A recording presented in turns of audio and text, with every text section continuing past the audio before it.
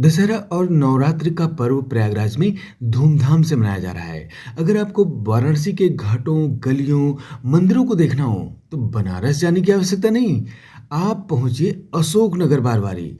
यहाँ के दुर्गा पूजा पंडाल की थीम है बनारस। यानी बनारस के पान की दुकान का नुक्कड़, कचौड़ी गली, लस्सी की मिठास सहित पूरा बनारस नजर आएगा यहाँ पे।